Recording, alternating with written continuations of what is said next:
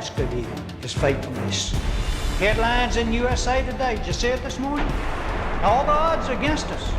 Faithfulness is the word. There's a place for you on the battle line. Engage in the fight for America's families. Visit afa.net and then take your position. A message from the American Family Association. This is American Family Radio, a listener-supported ministry of the American Family Association.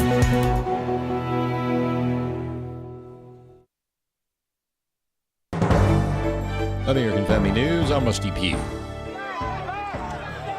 Riots have continued for 4 days in Los Angeles because Immigration and Customs Enforcement is attempting to remove violent criminals. Michigan Congresswoman Lisa McClain reacts to the riots. This is an issue of a sanctuary city.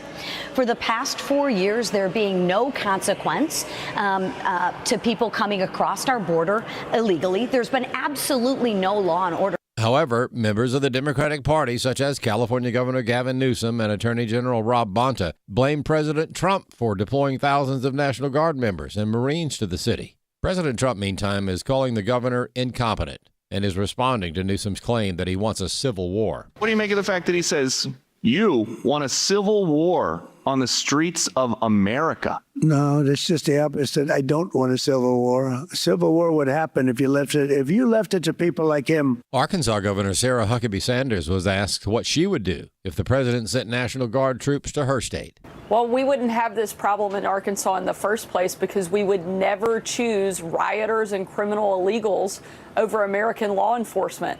And if we got to a place where that was happening, I would call the president myself and ask him to bring people in to help us out. But we would never allow what California Governor Gavin Newsom and Karen Bass have allowed to take place in California to ever happen in Arkansas. It's really clear. They can either choose normal versus crazy or order versus chaos. The fact that they are allowing rioters to run their streets and are mad at the president for stopping it is insane. The FBI has learned the identity of the criminal who assaulted a federal officer during the riots in California over the weekend. That guy has just been identified, and they are doing a search warrant on his house as we speak. So you can run, you can't hide. We are coming after you federally. If you assault a police officer, if you rob a store, if you loot, if you spit on a police officer, we're coming after you. That's Attorney General Pam Bondi. ABC News political correspondent Terry Moran has been suspended after tweets savaging President Trump and his policy advisor Stephen Miller were uncovered. Steve Jordahl reports.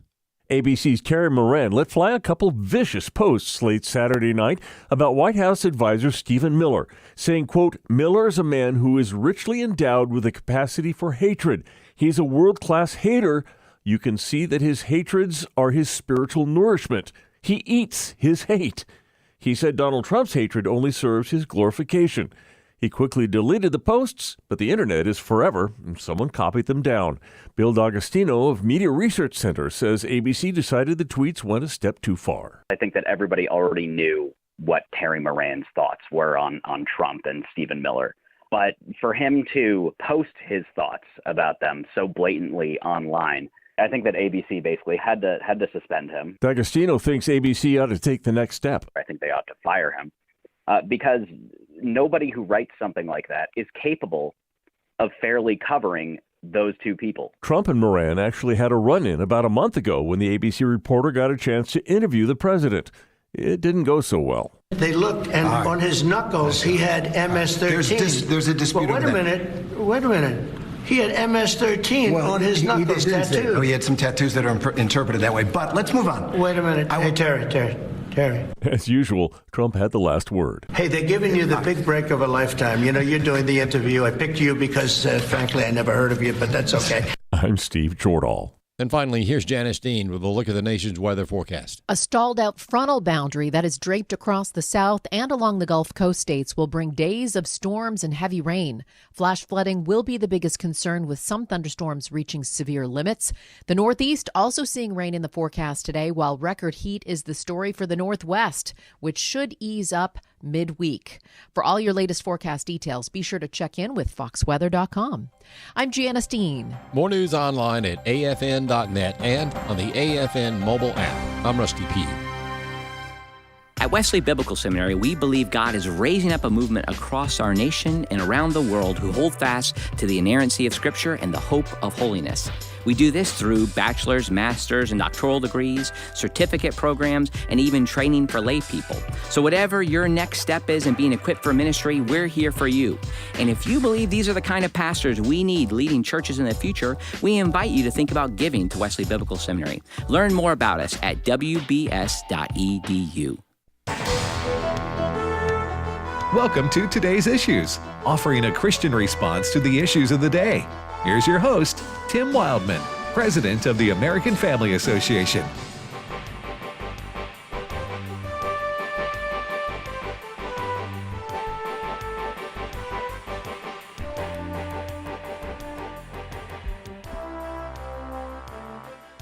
Hey, good morning, everybody, and welcome to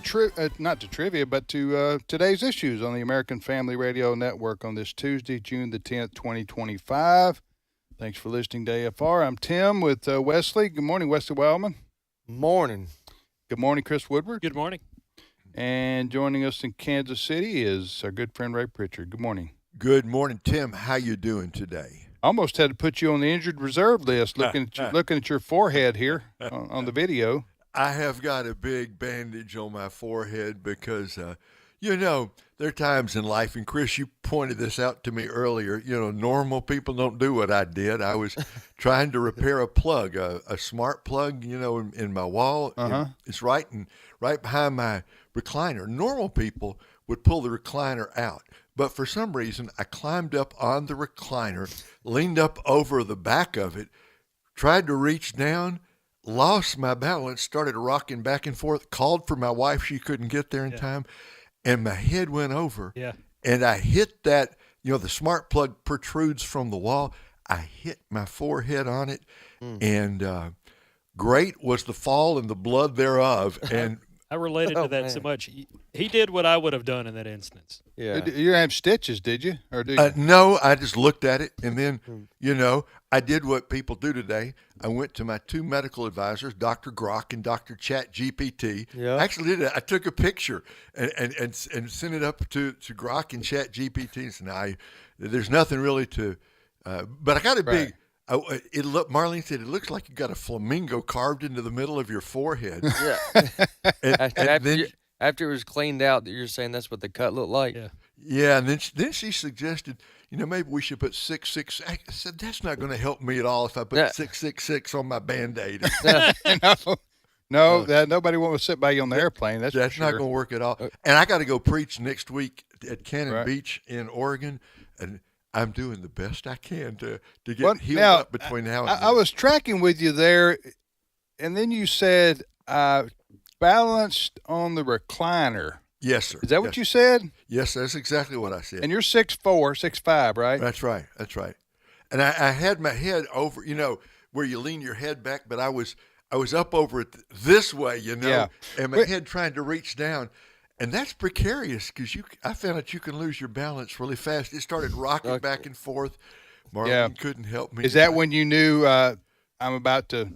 I knew I was a dead duck, and there was nothing to do but hit that plug.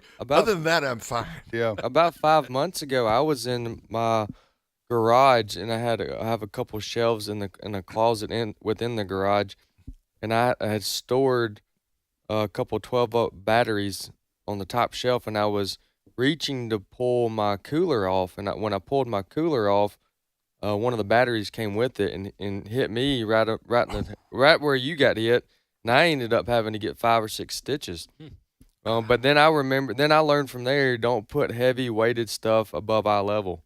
That's right. All right. So that was a lesson. I'll tell you what, fellas, this is a lesson to us all. You start getting up out of your recliner to do anything, right? You're risking injury. So that's right. Just stay in the recliner. Stay in the recliner. That's the lesson for today. Don't chance it. That's what I say. Are you going to get up and do anything today? I could. But I could also hurt myself if I did That's it. right. Yeah. It's very dangerous. All right, Ray, if you would, give us a good word from the Scriptures this morning. This is not unrelated. Psalm 119, verse 171 says, "It was good for me to be afflicted, that I might learn your statutes." And we all go through these times, and it could be much more serious than hitting your forehead. We go through cancer, we go through death of loved ones and suffering, and so many different things afflict us along the way. And the psalmist says, "It was good for me to be afflicted." Most of us don't look at life that way. We think it's unfair. It's not right. I shouldn't have to go through these hard times. And the psalmist says, no, if you understand what God is saying, you will say it is good because it taught me something I couldn't learn any other way. And I was thinking about my friend Jim Warren from Chicago, now with the Lord. And Jim was for years Primetime America on the Moody Network and had been closely associated with the church I pastored there in Oak Park. And one day I was spending time with Jim, and he said, "Ray, I got something for you need to think about." I said, "What is it?" He said, "I heard this today. When hard times come, be a student, not a victim." Mm-hmm. Oh, my. When hard times come, be a student, not a victim. A victim says, "Why did this happen to me?" A student says, "What can I learn from this?" Mm-hmm. A victim looks at everyone else and says, "Life isn't fair." A student says, "What happened to me could have happened to anyone." A victim would rather complain than find a solution. A student has no time to complain because he's busy making the best of the situation. A victim believes God is trying to punish him. A student understands that God allows hard times to help him grow. And here's the last one. A victim believes God has abandoned him, but a student says, "I see God's hand in everything, including the worst moments of life." Wow. Let me just say it to you this way. To say when hard times come, be a student, not a victim, is to say nothing more than what Paul said in Romans 8:28, "For we know." A lot of things in this life, friends, we don't know. A lot of things confuse us and sometimes disappoint us and perplex us, for we know what? All things, not some things, not even most things, but all things in God's plan are working together for the good of those who love him. So here's the good word for today. When hard times come, be a student, not a victim, and God will teach you through the hard times of life things you couldn't learn any other way. Amen. Amen.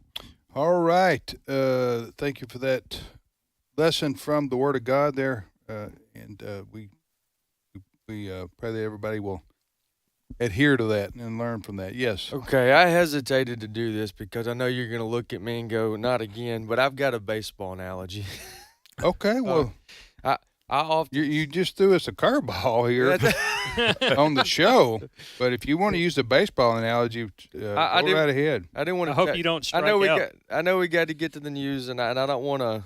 And it's all good news. So don't worry about it. Believe you me, I am. We're packed. We're nothing but good news. We're chock full of good news to bring forth. And Go ahead. I'm not going to make that devotion any better, but to help some people, or to not, is that I often tell the team that I coach that there's a lot that you can learn from losing, because the reason is because there's so much if you win. There's so much in a victory that you would otherwise not accept if you had lost, if you think about it that way. And so always winning, you begin to get complacent, and you don't realize that you're doing things that you otherwise, if you had lost, you would not have accepted. That's another way of agreeing with Pastor Ray Pritchard here, that having the attitude of what can we learn from this? What can we learn from our mistake? What can we learn from something that didn't go our way?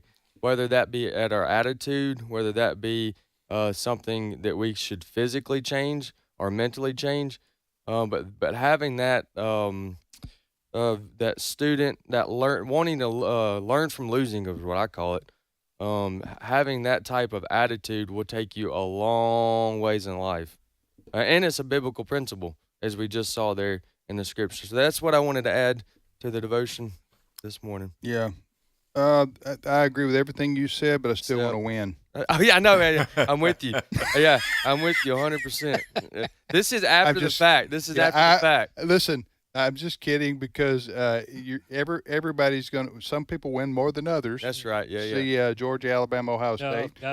But you're right. Yeah. Failure and not having success and in sports losing, you can often learn a lot about. In order to win. In order to help you the next time around or improve your life. Yeah. I related to that, and it was funny you mentioned what you just did, Tim, because – last year, our college football team was not doing so well, and it got to a point in the season where we were like, well, we didn't lose by that much. Like we were finding a moral victory in our many defeats. All right, Chris, what's your first story? All right, I want to point everybody's attention to AFN.net, where news director Fred Jackson posted this story today. Another 2,000 National Guard troops along with 700 Marines, are heading to Los Angeles on orders from President Donald Trump aimed at putting an end to those anti-ICE riots in the Los Angeles area. This would be on top of the initial 2,000 or so Guard troops that Trump ordered to start arriving over the weekend in Los Angeles. President Trump says he has no other choice but to do this. These anti-ICE riots have gotten out of hand. And even though people like Governor Gavin Newsom there in California have filed a lawsuit saying Trump is wrong to do this, Trump says, no, I'm in the right. And I've got a couple of clips here between Fox's Peter Doocy and Trump talking about this situation. Let's begin with this exchange. It's Doocy and Trump talking about that lawsuit from Newsom. Clip 1. And right around the time that we were walking in here, the governor and the state attorney general said that they're going to sue you for sending the National Guard in. They're saying there's no invasion, there's no rebellion. The president is trying to manufacture chaos and crisis on the ground for his own political ends. Federalizing the California National Guard is an abuse of the president's authority under law. Well, you know, it's interesting. You watched the same clips as I did. Cars burning all over the place, people rioting. And by the way, we stopped it. We were able to make it much better, but it still looked pretty bad. And in watching clips last night, people were saying this is really a big problem. And until we went in, if we didn't do the job, that place would be burning down just like the houses burned down. They were in big trouble last night, Peter. You know it. And the night before, and the night before that. Now, before we get your guys' thoughts on that, I want to play another clip here. It's a much shorter clip, but it's where Doocy brings up the fact that Newsom is saying Trump wants to have civil war on the streets of the U.S. Clip 2. What do you make of the fact that he says, you want a civil war on the streets of America? No, that's just the opposite. I don't want a civil war. A civil war would happen if you left it to people like him. Okay, go ahead. No, go. I mean, I threw a lot at you there. Well, I was gonna say, not commenting on the Civil War comment, but commenting on just the first Gavin Newsom, and that's that. I wonder what it would look like if Trump and his team didn't do anything. Because on one hand, you don't want to see Americans that are otherwise not participating in this suffer.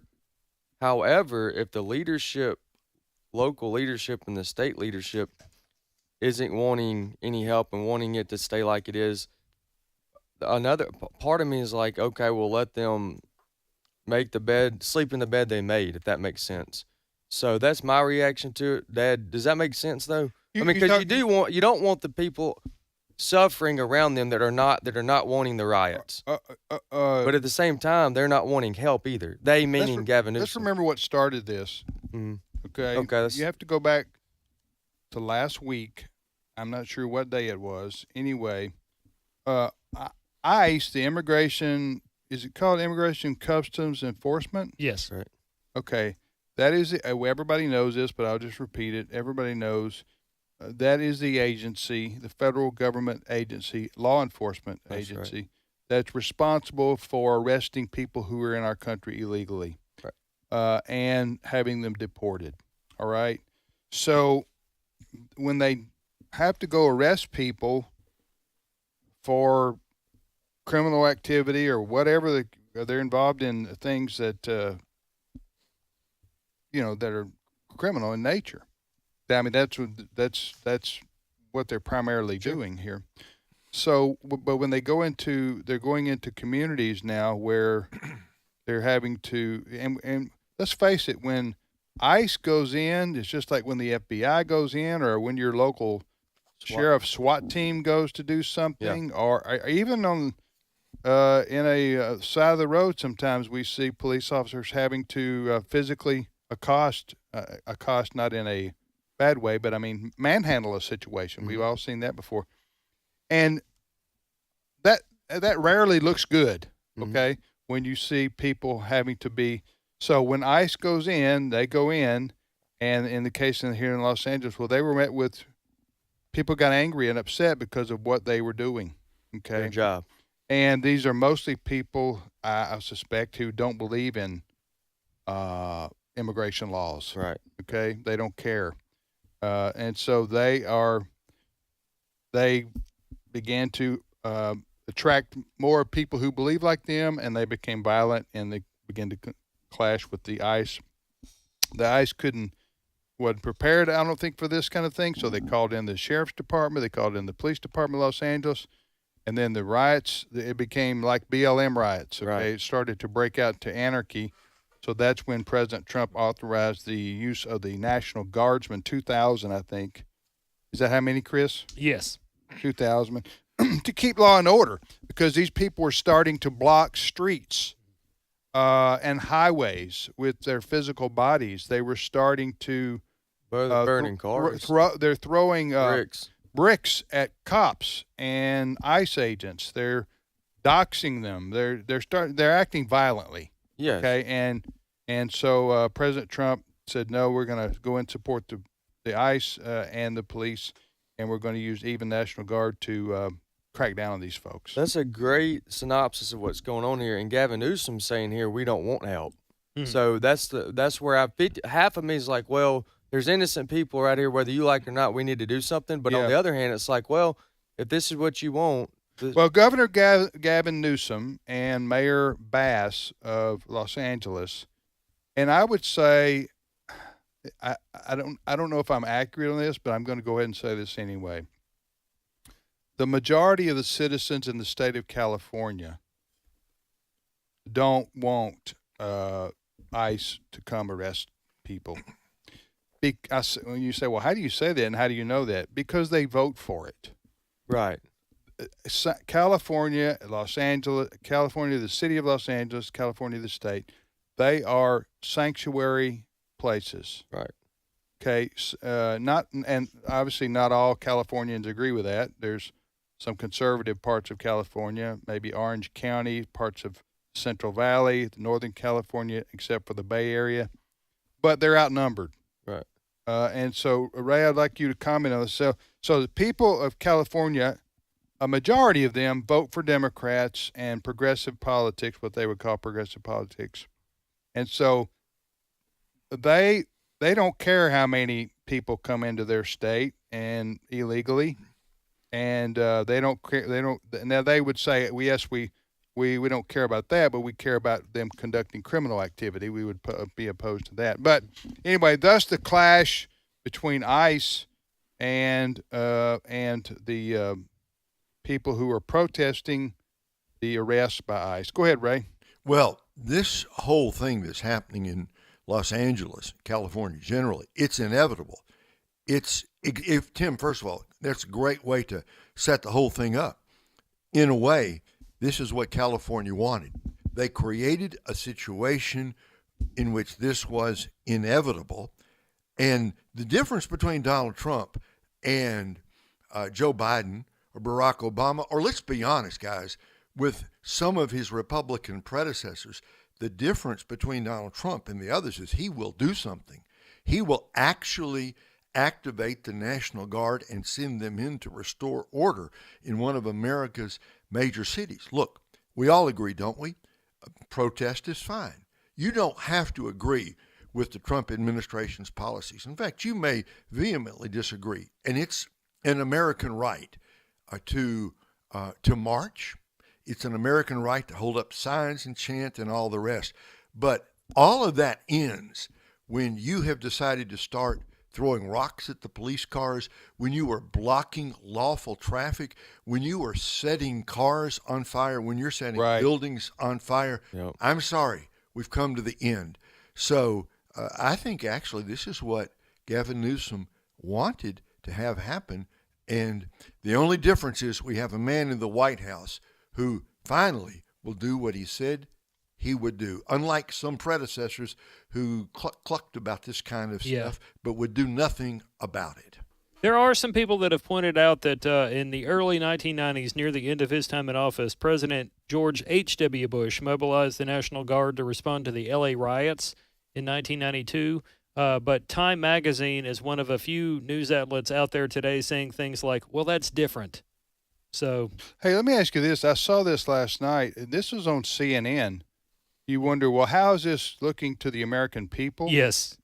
And talk about that, if you will. Yes. I actually just shared this on our Today's Issues Facebook page, so it'll be there for people to read. But CNN's top data analyst revealed how Americans really feel about President Donald Trump's approach to immigration after the president sent federal troops to Los Angeles in the face of those violent riots. Harry Enton said this is Trump's net approval rating on immigration. He said this on air. He compared Trump having a negative 21 approval rating in June 2017 to a current +1 rating on the issue. He said, quote, "It's gone up like a rocket now versus 8 years ago during Trump's first term. There is no issue on which Trump is doing so much better than he was in his first term on the issue of immigration." So what does that mean in English?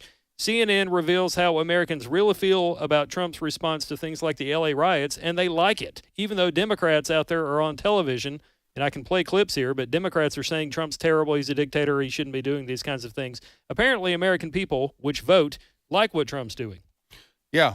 So you get this again. This is CNN, and they're saying the American people, a majority of them, approve of his actions. Yes. Still, Mm-hmm. because this is what he was elected on. He started at day one.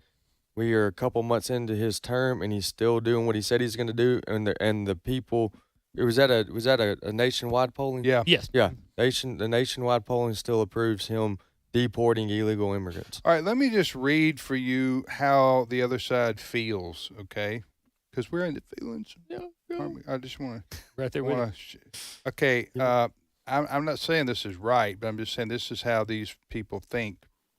I'm quoting, what's the SEIU International President April Verrett said on Monday that it's a labor union. It is. Service Employees International Union. It's a labor union. Mm-hmm. That quote, thousands of workers remain unjustly detained and separated from their families. At this very moment, immigrant communities are being terrorized by heavily militarized armed forces. The Trump regime calling in the National Guard is a dangerous escalation to target people who disagree with them. It is a threat to our democracy. The federal government should never be used as a weapon against people who disagree with them. America is a nation of immigrants. Immigrant workers are essential to our society, feeding our nation, caring for our elders, cleaning the workplaces and our buildings and building our homes. Immigrants are scientists, they're teachers. See, this is where this kind of thinking gets out of whack. Mm-hmm. Everybody knows America is a country of immigrants. and I don't know one person that's opposed to that. If somebody doesn't know that, I want all my tax dollars that have gone towards education. I know. We all know America is a melting pot and is a nation of immigrants. We also know that you're supposed to come here legally, not illegally. Yes. Why don't you put that in there? in your comments, because so two things can be true at one time. Nobody that I know says we're not a nation of immigrants, nor we don't. Nobody's saying we shut down. We welcome. I think we naturalize. Is that what you call it, Ray? When you make, I think we naturalize 1 million people a year or something. I like think it's that. higher than that, and then it's per capita. Per capita, we're in the top in the country, in the world. In the world, yeah. I know we welcome a lot of people. Legally every year, Millions of even in people. spite of the Right. illegal ones. Right. And so this was escalated because ICE went in to arrest some people Sanctuary area. in a sanctuary area, and they are some people are upset over that. Very upset. So we shall take a break right here. You're listening to Today's Issues on the American Family Radio Network. But this is getting to be a real heated standoff between Governor Newsom in California and President Trump. All right, we'll be back momentarily. Stay with us.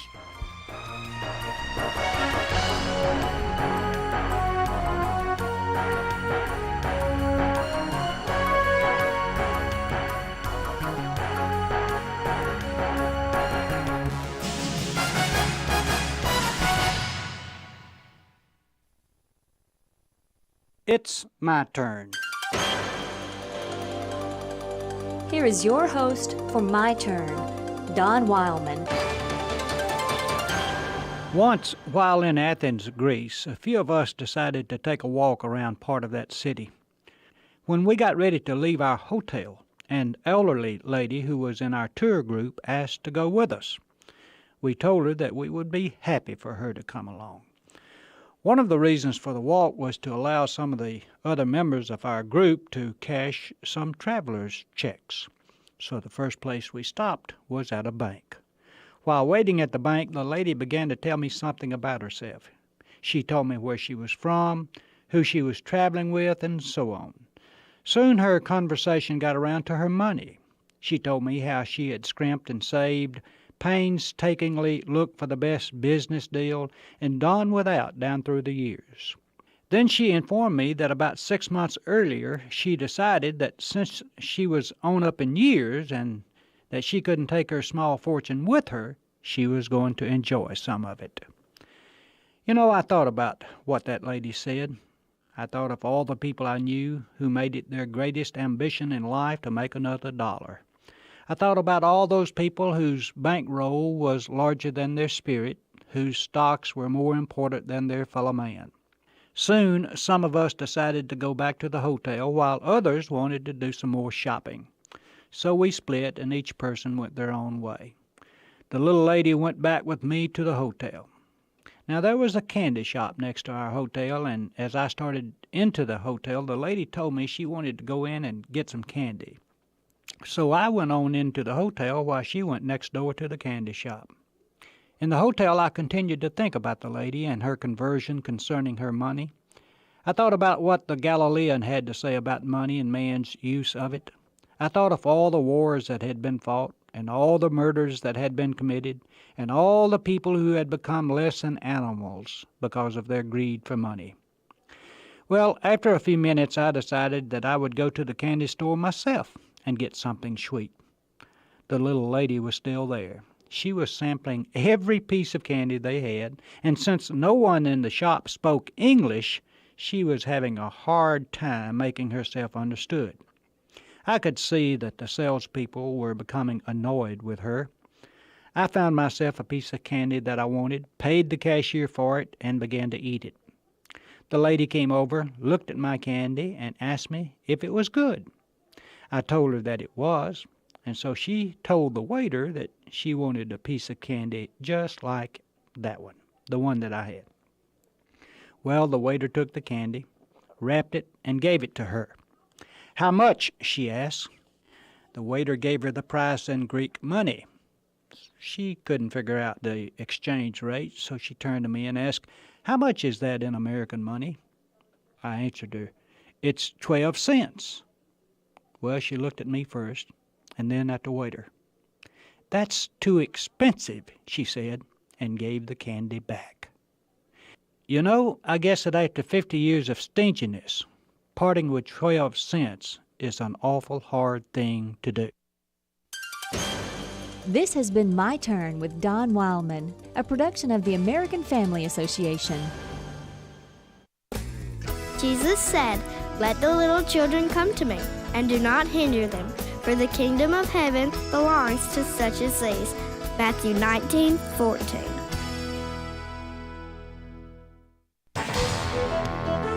This is Today's Issues. Email your comments to comments@afr.net.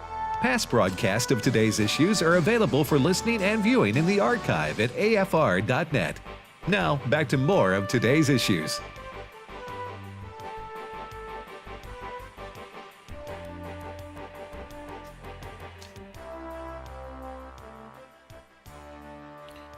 Welcome back, everybody, to Today's Issues on the American Family Radio Network. Thanks for listening to AFR.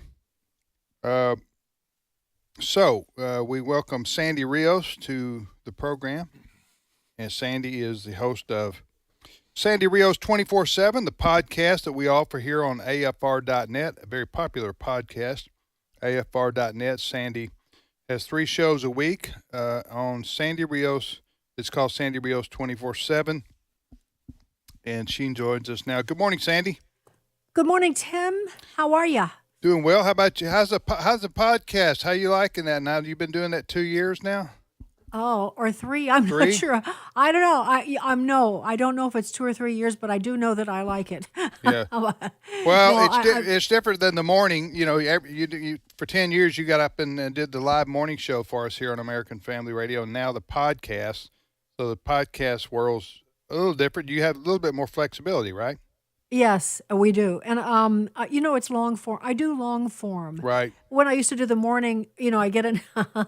I'd have a stack of news. You can't imagine. I read all of that, and then I distill. But it was, that's fun and exciting. I'm kind of wired that way. Yeah. But I think my wiring is kind of getting a little frazzled. So it's better for me to do long form I understand. right now. Hey, what about we've been talking about the situation in Los Angeles, California, obviously, and the standoff now between federal forces or the National Guard, it's risen to this level, and the rioters out there, the protesters. I don't know what's going to happen today. Hopefully it'll de-escalate, but what are your thoughts on what's happening out there and how it's being handled?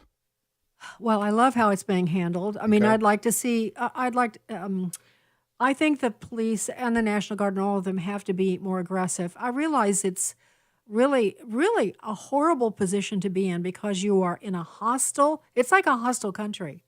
You've got these millions of illegal and legal immigrants that have been allowed into California. You have a group called La Raza. That's been around for years, and it means the race. And they are communists. And this particular group wants to take back all of the land that the United States, they think, took from Mexico. That includes Texas, New Mexico, Arizona, all of California, and more. And they hate capitalism, and so that's part of it. I heard one of those guys make quite a speech. He had, he speaks perfect American English because he's been here a long time, but he hates this country. And then you've got now the Islamists, the pro-Palestinians joining in. You've got Antifa, dressed in black, really trained to kill and be stealthy and destroy. And then you've got just gang members that are out on the streets in L.A. And then you've got a mayor, Karen Bass, who herself has a deep history in communism. I don't know if you've come across that story, but Karen Bass was very strongly connected to Cuba's Castro. I used to fly down there all the time. She was an official part of a group that actually was the birth group to the Weather Underground, which later became the radical communist group in the United States during the 80s, 70s and 80s, that bombed the Capitol, that killed policemen. Bernadine Dorn was the leader of that, and Bill Ayers. So Karen Bass is part of that. She is a radical leftist communist going back to her youth. So that's your mayor. And then you've got Gavin Newsom, who's not doing anything. I guess he sent out some Los Angeles police finally to get into the fray. But he's now suing President Trump for bringing in defense of the Los Angeles and the people of Los Angeles. So it's really such a dangerous, sad situation, Tim, but I would like to see our guys, and I mean the guys on the side of law and order, even crack down more. They just need to. Yeah. There has to be punishment, or it's never going to stop. Yeah, well, it's a very fluid situation and volatile. We'll see what happens today. Hopefully the overwhelming, I say overwhelming, that's what it appears to me, show of force by the National Guardsmen and the L.A. Police, L.A. County sheriffs, their riot police officers will stop this. And the Marines. Yeah. Are the Marines coming in? Yes. Yeah, they're sending him down from Camp Pendleton. We're going to talk to Abraham Hamilton III tomorrow, lawyer, constitutional lawyer, because I always understood that I guess we'll talk about it right now since you mentioned it, Sandy, but I didn't think that the armed forces of the United States could do police work inside our borders. Well, that's the posse comitatus, they call that. Yeah. That restriction. And you're right about that, except that this is a matter of national security. This is really technically an invasion from all fronts. It is a legitimate insurrection of government and destruction, attacks on federal officers. This is a very serious, and I know that I don't know the statute off the top of my head, but this is perfectly legal for President Trump to order these things because of the circumstances on the ground. So excuse me, that Spanish expression you used, what did you say? Posse comitatus. I think it might be Latin. I think it's Latin. Oh, it's Latin, not Spanish. I thought posse was Spanish. Well, Spanish is Latin. Yeah, Spanish is Latin. So you're close. See, y'all are just trying to embarrass me right now. See, Chris, by pulling out your Latin knowledge and your no Spanish. No huevo. No huevo. No, I'm just kidding. Well, anyway, that I've always heard that, that you can't use, because of that, you can't use the United States military to do police work against against people who are here. But anyway. Hey, Sandy, this is Wesley here. My question, my question would be for you is, what would keep Trump from doing nothing? Because he's getting blamed for invading states' rights when we know that's not the case. We know that's not true. But if he stays out of it and they get to live in the mess they've created, what's the downfall there? Oh, because Wesley, this is a deep, dark force that is coordinated all over the country. It's not just California. Oh, okay. In fact, they're sending out. They have a map of. They're going to do this all over the country. Okay. This summer, this is a plan. They have a name for it, and it's a. There are several names. I mean, it's an operation of what's called the red-green axis.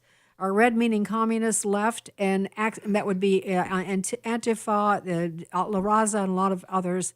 And then the green axis is Islamists, Muslim Brotherhood. But there are other things in between. There's just gangs and criminals and all of that. It's also law and order. We cannot let the people of the state of California are American citizens. Yeah. They're not all part of that. They have to be protected. That's what government is for. Mm-hmm. And if the government in California won't protect them, then the federal government has to come in and do that. And there is precedent for this. Yeah. So, I mean, like in Alabama, when George Wallace defied the federal ruling that you had to segregate schools, they brought in national troops. So, and there's another example, too, that I can't recall right offhand. But, that was the National Guard, I think. And the National, I don't know what you would differentiate between the National Guard and the United States Marine Corps in terms of they're both federal forces. Anyway. I don't know. But here, to your point, though, Sandy, and then Ray, I'd like you to comment on this. When you have I would agree under normal circumstances with Wesley with just saying, if California wants the whole world of illegals to come live in their state and they won't let crime run wild and they want to vote for that, you knock yourself out, okay? Yeah.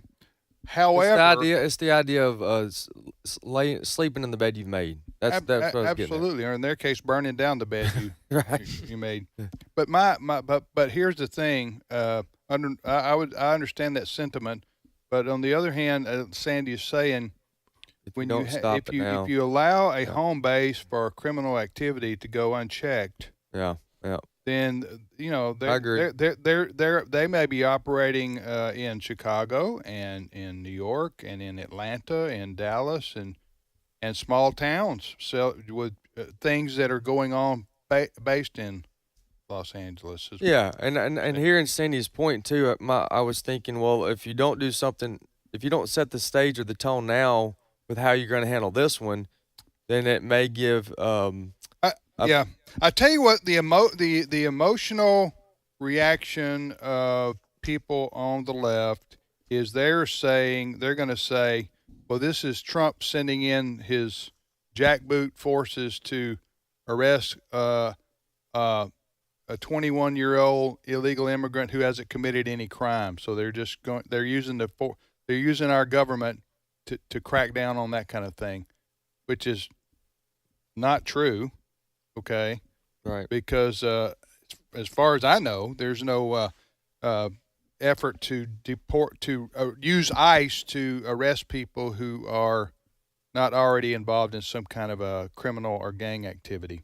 Yeah. Tim, this particular arrest that they're rioting over was a criminal matter but it involved. I'm sorry, I have to be vague because I can't remember the details, but it involved people here illegally, but it involved criminal activity, Right. like a group. I don't know. I want to say counterfeit or something like that. It was Right. a ring that they were breaking up. So it's a crime. It was a serious crime that they were coming after these people. They weren't for. going after Jose, who was out in the field picking, No. vegetables or something like that. No. All right. You're listening to Today's Issues on AFR. Tim, Wesley, Chris, and Ray. Ray, do you have any thoughts or questions for Sandy? I do, Sandy. I'm thinking about what you said. They want to go. They're going to go.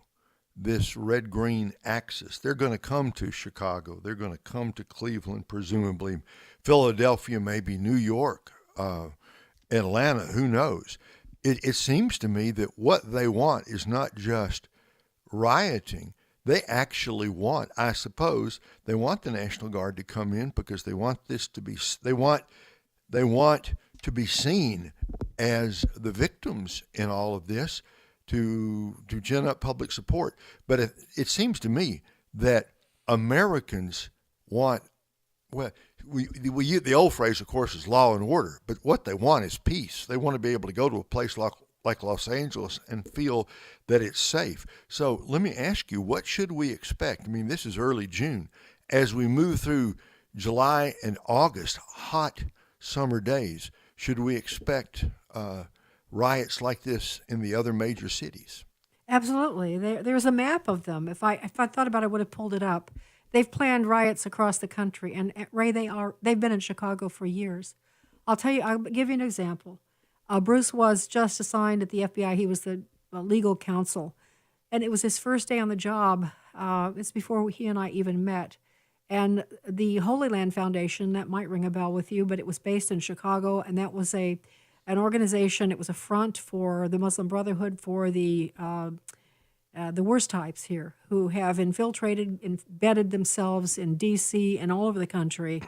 CARE is their Council for American Islamic Relations. They were very powerful in Chicago through the Holy Land Foundation. And Bruce's first day on the job there, he got a call, and he didn't even know where. He hardly knew where his office was. Working for the FBI. Yeah, with the FBI. Yeah. And a call came in that the FBI had been surveilling this Holy Land Foundation, and they realized that they were planning this overturn of the United States. And so somebody leaked to the Holy Land Foundation that the FBI was surveilling them. And the next thing you know, Bruce was called from the Holy Land Foundation by some clandestine person saying they're shredding all the documents, and he could hear the machines in the back. And he was the one that had to order a raid of the Holy Land Foundation. That became the foundation for a famous case that came out of Virginia later when they found these documents about the Muslim Brotherhood. And one of the things they said in these documents, that we are going to destroy their miserable house from within. We're going to destroy their miserable house from within. And that's a battle that I was in, and it's still a battle, but I was very involved in it when I was in D.C. They're totally infiltrated, and they're in Chicago. They're everywhere, the Muslim Brotherhood. These are the Islamists, the ones that want to kill or convert. All right, you're listening to Today's Issues, and you can listen to Sandy 3 times a week with her podcast. Yes, Wesley? I was just pointing to... Where is it? Yes, her podcast is on AFR.net. I'm guessing you're also going to... That's where I tune into it, but I'm guessing you're going to be on other platforms with your podcast as well, Sandy. Is that right? Yeah, they were on all the podcast platforms, all the major ones. There may be some exceptions, but Apple and Spotify and Amazon and whatever else. Her most recent title for her most recent podcast is Mark Griffin Seriously Wounded by Police on January the 6th, or J6, in an Untold Nightmare. So that's her most recent one. There's other ones as well. When was that? That was June the 6th. Yeah. A couple days ago.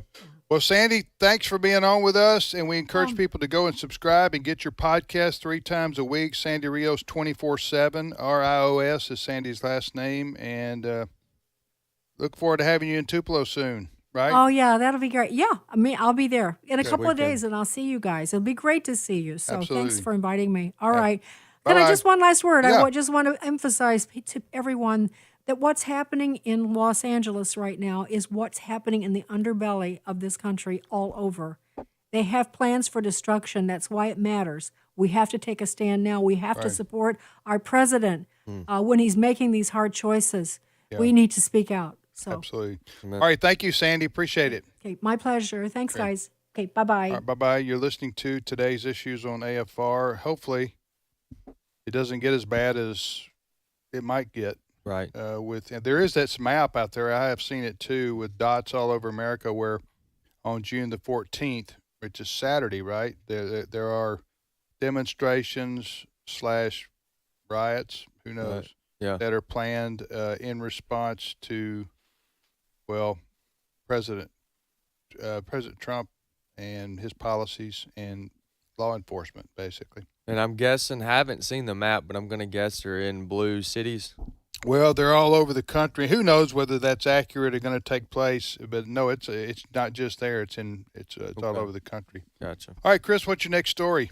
Well, this one's a big one that we're probably going to be talking about for at least the next few days, certainly weeks.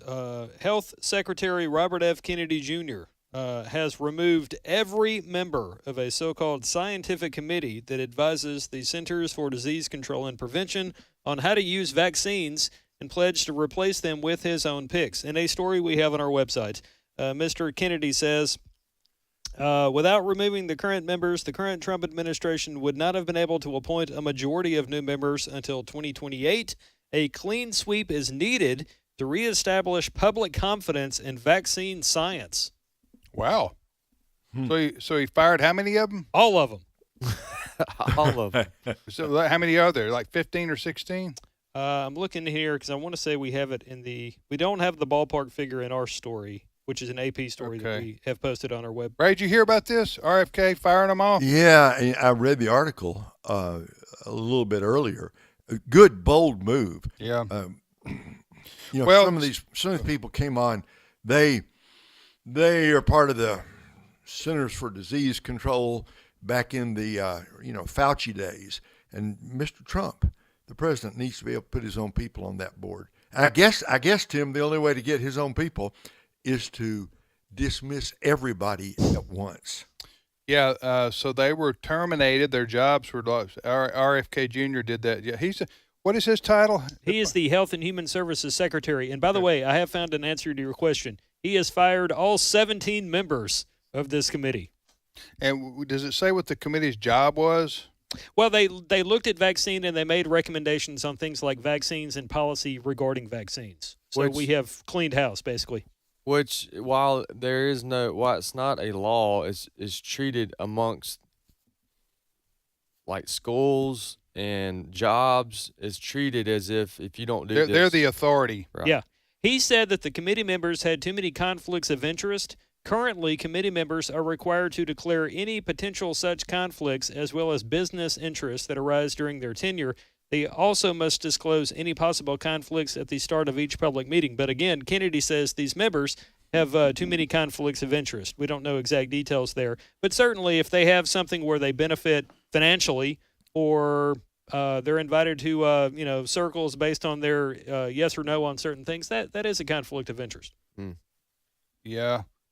So this is going to be framed by the liberal news media as anti-science. Oh yeah, and they're going to say radical. The radical RFK Jr., who's radically against vaccines, which by the way is not true. I've heard him speak. Oh, he said it many times during confirmation hearings. But the political left in this country want to make him seem like he's against all vaccines when he's not, and he's going to appoint. Listen, this is what happens. Their elections have consequences, and RFK Jr. is now installing are going to appoint a whole new vaccine recommendation board. Right, and when I listen to him, I haven't heard him in a while speak, but when I listen to him primarily leading up to the election, anybody with any objectivity or being objective would be able to say he's wanting to express science. He wants to check things. He wants a second opinion from from another doctor. Like, just because you're questioning, is this the right thing, or or revisiting something that may have worked in the past but not working now?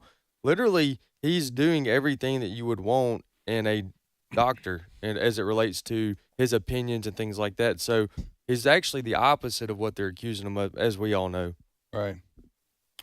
All right, next story. Well, I want to bring people's attention to one other thing here. Members of the House are having a hearing today to discuss the impact of screen time on kids' mental health.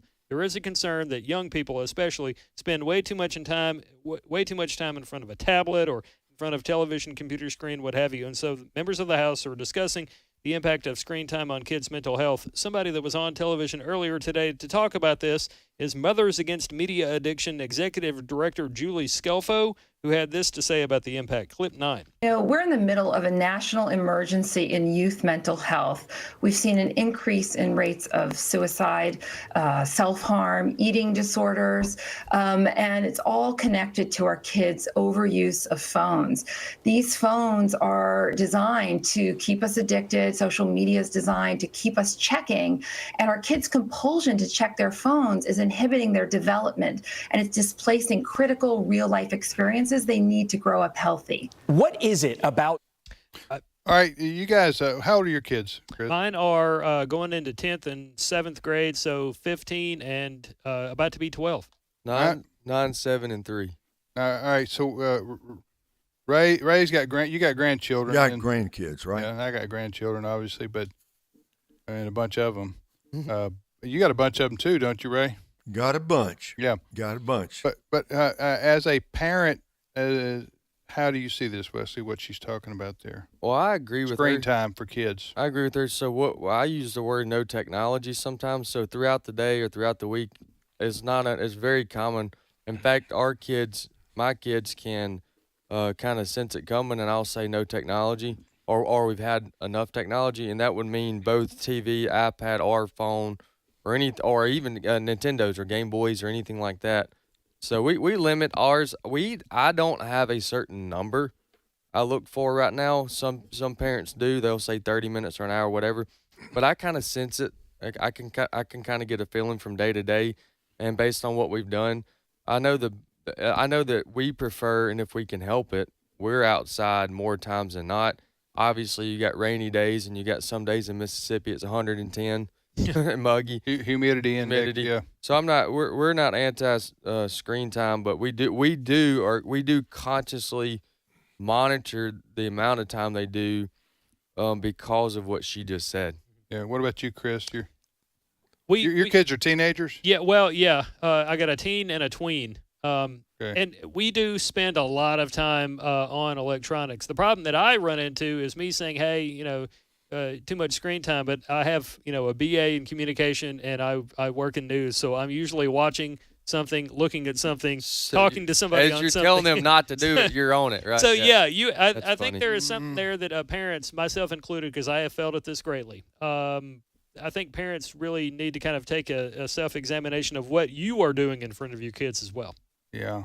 Yeah. That's Get outside and play, right? Yeah. More of that. So what we do is we put them outside, and we tell them where the popsicles are, and we lock the door. That's what we do. We have a freezer outside.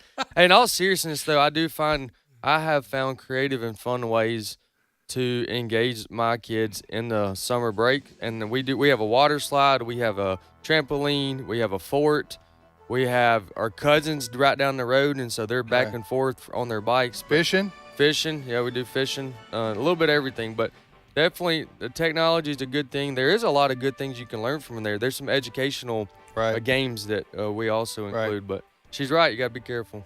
Be thoughtful about it. For a number of reasons. Right. All right. We'll be back after this short time out with Steve Paisley Jordahl. Thanks for listening to AFR. We'll be back momentarily.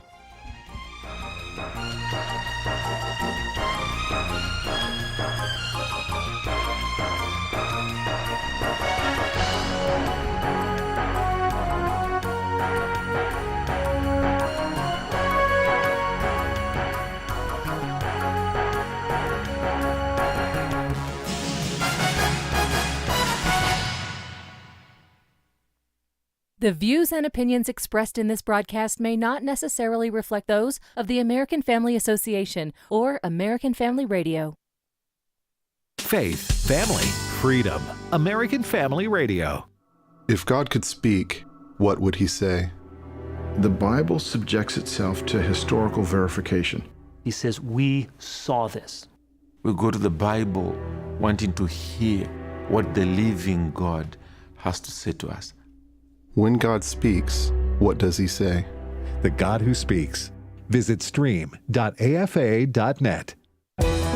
This is American Family Radio, a listener-supported ministry of the American Family Association.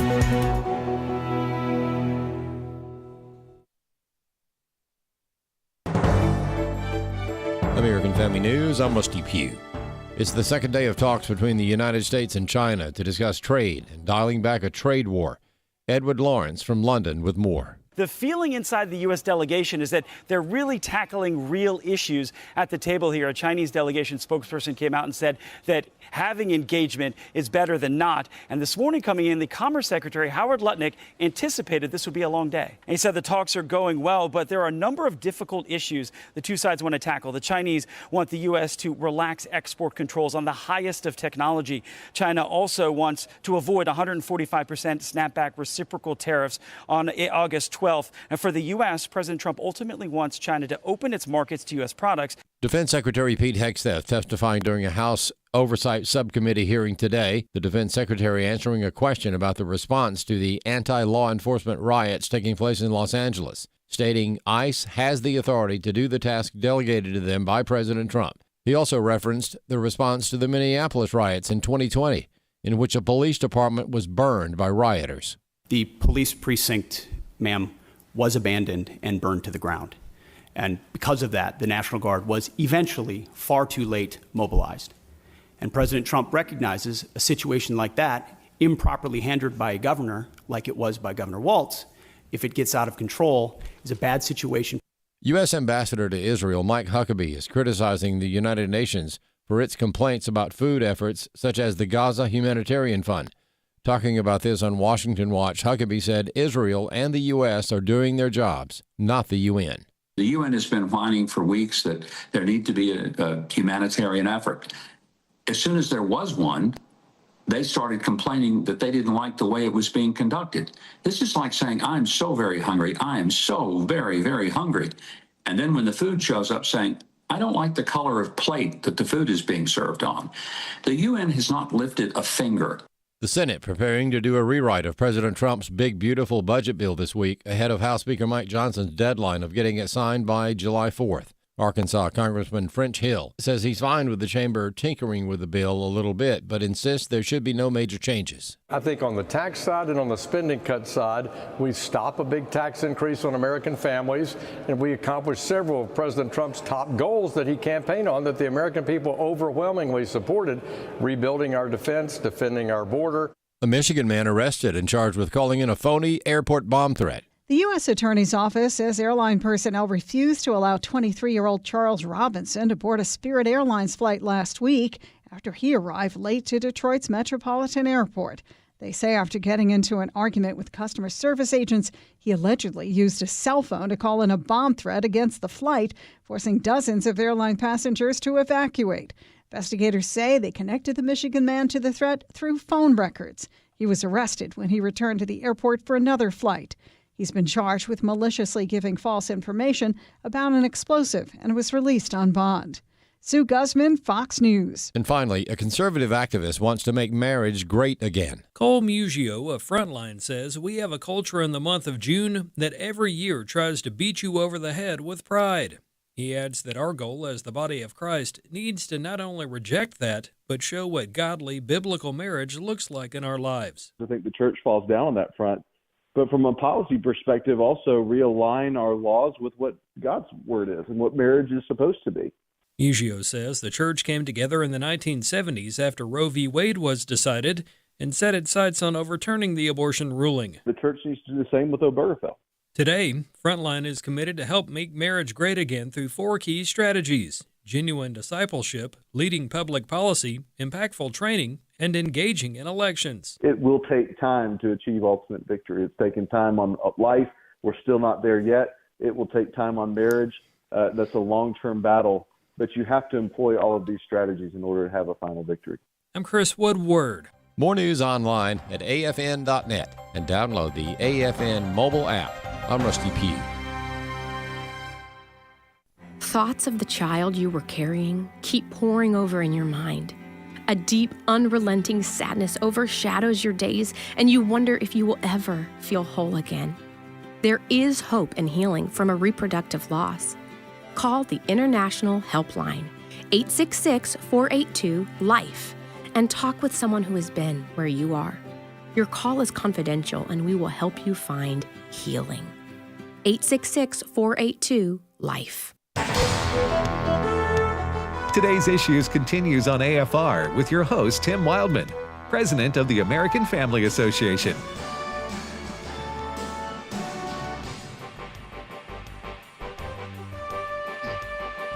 Hey, welcome back, everybody, to Today's Issues on the American Family Radio Network. Today's Issues, the name of this show on AFR. Tim, Wesley, Ray, and now Steve Paisley Jordahl joins us. Good morning, Brother Steve. Morning, everybody. So, how's life? Life is good. Life is good right here in Mississippi. We're having a good time. A lot of news to cover, so not a dull moment. How did you? By the way, I'm just curious. Yeah. You've lived all over. You've lived in Madagascar, right? Yep. Then you lived. You grew up in Northern California. Yep. And you lived in the Los Angeles area, right? I went to school in L.A. Yep. Then you lived in Colorado. 15 years. Where else? I feel like at this point you're making this up. Well, I was born in Portland. I just wanted to say to Steve that ICE is waiting for you. That's right. And they're right outside our building here. I don't doubt it. Because you just, anyway, you immigrated to here from Madagascar, and I don't think you did it right. I might not have. They want to talk to you. No, take up with my I say that to ask you this question. Where else, by the way, was there? I went to school. I was born in Portland, Oregon, and went to seminary up there in Portland, Oregon. So the humidity in the South is well known in the summertime. And so how have you? I know you work inside. Yeah. But how did that? Did you notice that or anything? I'd been in humidity. It was in Madagascar. No, Madagascar was Tananarive, the capital city, is in the tropics. It's above the Tropic of Capricorn. Yeah. So it has a rainy season. It's like every tropical country. The humidity, my story with the humidity is my kids, we went and took them to Disney World one time, and we were in Colorado. Orlando or Anaheim? Orlando, Disney World, yeah. And Colorado has almost no humidity. It's dry up there, which makes the cold not as like cold. The Mountain West. Most of the Mountain West is like that, right? Yeah. And so when we got off the plane, we're in the airport and everything, we walked to the doors that lead out of the airport to the place outside where you pick up the passengers. Yeah. The doors open. My kids take half a step out there and they stop. What in the world is this? They'd never been in that kind of humidity before. But it's a little different. It's okay. Yeah. I like being inside. All right. What's your first story? All right. I know you guys talked an awful lot about the L.A. riots and everything, and I just want to bring this up. This is we can chalk this up to the way the media is covering the riots, okay? I'll just throw this out here, and then we can move on to something else. But local news anchor Jory Rand, Jory, Jory Rand, R-A-N-D, he works with ABC News 7 in L.A., and he's one of these people that thinks that bringing the police in, the National Guard in, the troops in, that's not a good thing. Because, well, I'll let you listen, cut 16. Large group of people. It could turn very volatile if you move law enforcement in there in the wrong way and turn what is just a bunch of people having fun watching cars burn into a massive confrontation and altercation between officers and demonstrators. Yeah, the altercation comes when you bring the police in. Well, that's kind of one of those things where you go to a person, are you hearing yourself? That's right. That's right. Let's go out and have some fun watching cars burn, right? Hey, as a part of the riots on Saturday, speaking of this, some of the protesters called or ordered, however you say it, driverless vehicles, Waymo, which were going to serve as taxi service under legitimate purposes. Correct. And then they called them to the area where they were, and they set them aflame. Yep. Right, Steve? Did you hear about this? Some of these cars were well over $100,000 cars. These are driverless cars. In fact, I saw one figure that said they're up to $500,000. I have a hard time believing the car would be $500,000, but very expensive. They're completely driverless, so they have all the technology. They're nice cars because they're, and I think they're electric. But yeah, the protesters, the rioters, called a taxi basically, and this taxi comes, and then they set it on fire. I just don't. The riding aside, I don't think, Ray, I could get in a car that pulls up without a driver. Without a driver, right? Have you ever done that, Steve? No, I've never been in one. Where are they? Are they in other places besides Los Angeles? What's the name of the company? Waymo. Waymo. It's way more fun to drive in one of those. So apparently it's way more fun. Have you ever seen this before, Ray? Never seen it. I don't think I've ever heard of it. But this is kind of crazy. So the rioters were calling for these Waymo cabs, which don't have any drivers. Yes. When they show up, then they're setting them on fire. Oh God. And the Waymo company stopped sending them because they realized, after 2 or 3 cars explode, we're running. We're losing our fleet here, right? We got a lot of cars that aren't coming back. Right. They're going to the same area. Wonder what's happening, Bill. Yeah, I'm looking at the Waymo cars right now. The technology that they have on here, I can see that these cars being a couple $100,000 for sure. Yeah, well. Current cities: Phoenix, San Francisco, L.A., and Austin. They're basically coming soon. Atlanta and Miami. Yeah, and Tupelo. No. They're computer-controlled cars. Yep. AI is amazing. Driverless. Well, would you get in one, Steve? I'd have a hard time. I don't know. From the awkwardness or the But if you order one, it is already. Yeah. I wonder if they're actually available for purchase by a. Can you wave one down? Oh, I don't know. I think you order one with an app. They don't drive around. Wave one down. Huh? They don't drive That's a around. good question. Yeah, they're not driving they're not around designed. If a person's waving one down, they're not going to be the same person using it. If you see do they have a little sign on top? No, but they have 4 different layers of cameras and video footage. Okay. You know how you wave down a cab? Yeah. I just didn't know if you could. They're not driving around the street empty. They're in a garage somewhere. You ordered All right, guys, let's get back to the clip here. The clip said that the police officers and the military showing up to enforce law would cause chaos. That's the problem. So they're showing up. Oh yeah. That's what the liberals say. Yeah. That bringing in law enforcement only escalates, inflames or escalates the situation. Listen, I would be fine with that argument if this were done in a vacuum, or if the law enforcement support, like the National Guard or riot police, were brought in, and they weren't already provoked to be there for a reason. The reason they're there is to protect the ICE agents, right, from being pummeled. Yeah. Otherwise, they wouldn't be near. They wouldn't be called out. So the lefties don't mention that. No, right. They don't mention that. Or they would say, hey, ICE, escalated. Or they would say ICE are thugs and they don't need to be there in the first place, and we don't need to enforce our immigration laws. Because we don't believe in immigration laws because they're immoral, just like they don't believe in borders. Right. So that's the thinking on the far left anyway. But the irony here, there's already an escalation, which is why we're coming.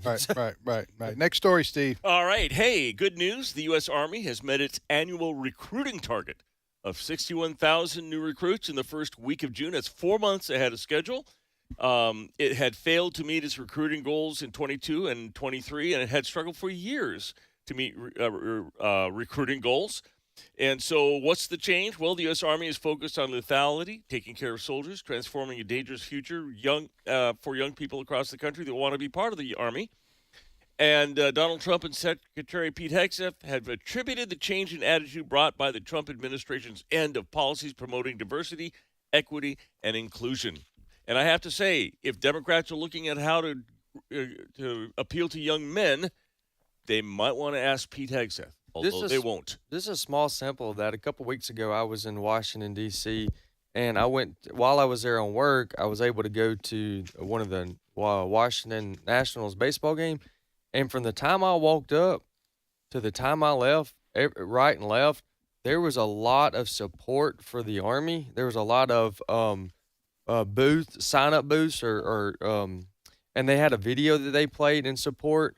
They were trying to recruit. They were recruiting. They had these large military vehicles, and this is something that I haven't seen in a long time as it relates to trying to recruit. And they were recruiting like you were just describing. And it was a really patriotic and cool feeling to be at a Washington National game and see that their stadium and their support was for recruiting for the Army. And they made it out to be like you did, like protecting the country.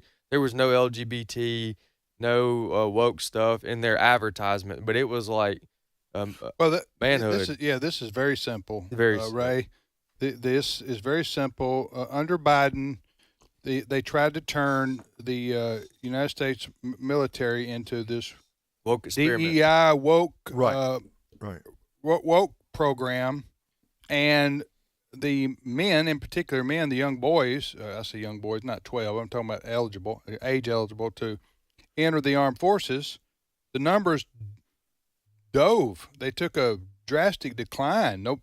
None of the armed services branches were meeting their required numbers. Maybe the Marines, I'm not sure. But then when President Trump was elected, new commander-in-chief, get rid of all the woke policies, then the numbers of recruits skyrocketed. Mm-hmm. And I don't think we should be surprised, right? Because the Army is a fighting force. It's there to defend freedom in America and around the world. And if you fill your Army with, quote, drag queens, so to speak, don't be surprised when you can't produce a George S. Patton. If you want a General Patton, you got to get these other guys out of the Army. And I think what's happening now under Mr. Trump and Pete Hegseth, we're getting the Army back to what it was always meant to be. Yeah, amen. For one, Wesley, man, just say I'm glad you actually came back instead of joining the Army. Yeah. Because I know it must have been tempting. It was. It was inspiring, man. I walked up and I was like, what is this tank doing here right in the middle of you mean entrance? what they were doing? Yeah, they were advertising for the Army. Yeah, and they had a booth set up. Once you got closer, you saw what was going on, and it was pretty cool. Yeah. Pretty cool. All right. This is something that's in the big, beautiful bill, and a lot of people aren't talking about it, but the Trump administration is announcing what they're calling Trump savings accounts, and Donald Trump himself is actually going to explain it to us. Cut 13. Here's how the accounts work. For every U.S. citizen born after December 31st, 2024, before January 1st, 2029, the federal government will make a one-time contribution of $1,000 into a tax-deferred account that will track the overall stock market. In other words, it'll be pegged to an index that we'll pick. Right, Michael? We'll pick it. We'll pick a good one. These accounts will be private property controlled by the child's guardians, and in many cases, those guardians will be the parents. We think probably the parents will be the guardians. They'll be open for additional private contributions each year from family, friends, parents, employers, churches, private foundations, and more. This is a pro-family initiative that will help millions of Americans harness the strength of our economy to lift up the next generation, and they'll really be getting a big jump on life, especially if we get a little bit lucky with some of the numbers and the economies into the future. $1,000, and you're automatically enrolled when you're born. You don't have to apply for it. You can start withdrawing. You can take up to 50% at age 18. You have access to the full balance at age 25 for qualified purposes. If you want a small business loan or higher education, you get full control of it for any purpose at age 30. Wow. And you can contribute, parents and others can contribute to $5,000 a year tax-free. Now, is this not part of the big, beautiful bill? It is part of the big, beautiful bill, yeah. Cool. I like that. Well, this is the beautiful part of the big, beautiful bill. Right? Yeah, that's so when does that start? I think he said it's going to start January 1, 2025. Well, if you were born this year, January 1, 2025. When the bill passes, it's retroactive to the January 1st of this year. Listen, I like the idea. The concept's good. Seems to me the bookkeeping nightmare here would be, or could be a nightmare. Well, you already have like a health savings account that you can set up. Certainly, Every child born in the U.S. will get $1,000. Every child born in the U.S. will have an account set up for them for $1,000. All right. Every citizen. Now, there's that whole argument about birthright. And it's invested in the stock market. It is pegged to the stock market, yeah. So I don't know if that's the same thing as invested in, but as the stock market goes up. So Peg is in charge of it. Peg is in charge of it, yes. I understand she's pretty good. Is she a stockbroker? She's good with money. I'll say Peg that. is short for Peg. Huh? Peg is short for Peggy. Are we missing each other? Peg. No, I was trying to help. what I'm hearing, the drawback, what people are saying why this might not be a good idea is because with any federal program, you can never, I don't know, he sunsets it in 2029. I think that's just because of the function of the bill. But it will almost certainly be re-upped and increased. And so people are worried with a country that's already way over its head in debt that we're going to start giving I think the Democrats will want to include illegal aliens. Well, this equation. They might, so but it's not the way the bill's written. Okay. Just saying. That wouldn't be surprising to me if they didn't come out in favor of that. All right, you're listening to today's issues on AFR.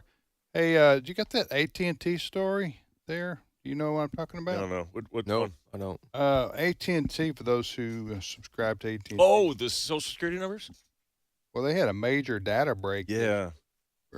I did see that. Every day's a new data breach for the world and our country. Anyway, I didn't know if you had. I read it this morning. I didn't bring it in, but yeah. According to the internet, which is never wrong, they've recently experienced major data breaches compromising the personal information of millions of customers. There's a website you can go to if you're an AT&T customer. You go to this website. You can put your name and city and date of birth, and it will tell you. It'll tell you if you have the potential to be compromised, and then it'll try to sell you a solution. So take that for what it's worth. Well, this says that this according to Yahoo Tech. Ray, did you hear about this? Yeah, and I checked up on it. And I found some of my stuff is in there in that breach, but it's exactly what you said, Steve. That it's on a website where it says, "Yeah, some of your stuff's in there, and pay us some money, and we'll fix this for you." Yeah. Well, surprise. What Guess now? what? What now? So you have a data breach. Is especially a company the size of AT&T is usually they are victimized by a cyber criminal, big outfit, right?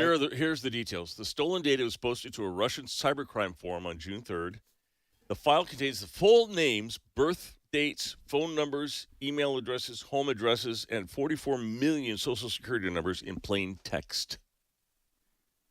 So you can go to this website, and I don't remember it. I don't even know if we want to send people there. It's a sales thing, but you put your name in. That's the one that I went to. Yeah, me too. Well, people can research it for themselves. You just type in AT&T data breach. Here's the thing that I was talking to one of our other staff here, Ray, and Stephen, I don't understand how a company as large, for example, as AT&T, and they're not the only ones. I mean, this happens on a regular basis.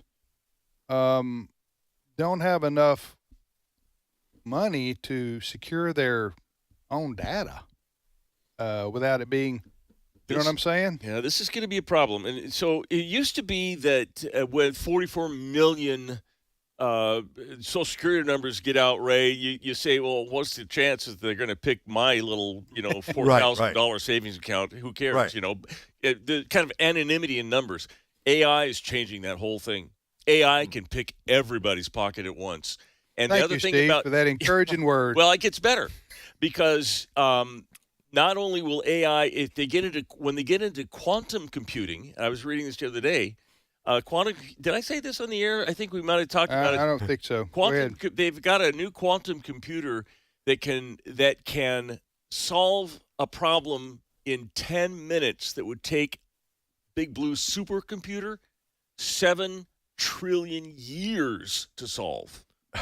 Yeah, this is like Marvel stuff. It is. And so with that much computing power, they say that there's going to be no more security. There's no lock you can put on your savings account or your AT&T can put on their passwords. There's no encryption that can't break in seconds. So then we can start growing my own vegetables. I think that's what you better do. So that bury my phone. They might not have an address to your mattress. Start walking everywhere. Do away with isn't it? I don't even want to get in a smart car anymore. Go ahead. Anything that's online is vulnerable at some point. Anything. Well, any data that's online is especially when they have your if the bad guys get your Social Security number. I mean, this according to this report, 86 million AT&T customer records have been leaked, including full names, date of birth, phone numbers, email addresses, physical addresses, and Social Security numbers. What more do you need to take out a loan? Yeah, right. I mean, right. I guess you do. What you do need to do, and everyone listening here, is these credit services. What do you call them? You know what I'm talking about?